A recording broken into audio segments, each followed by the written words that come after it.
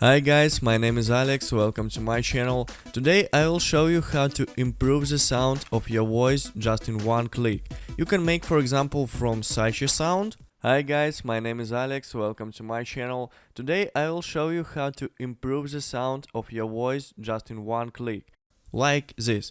Hi guys, my name is Alex, welcome to my channel. Today I will show you how to improve the sound of your voice just in one click. Let's first figure out how to achieve this sound, and then I'll show you how to apply this effect to all your records in just one click. We have to process our record in this way: equalize, normalize, compress, and then normalize.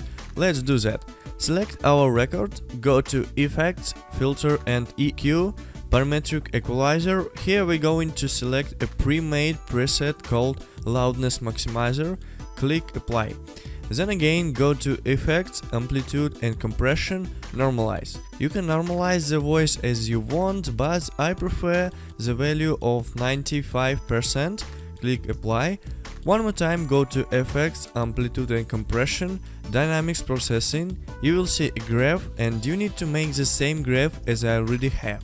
That is, pull the first point a little bit up. You can use the same settings as I do.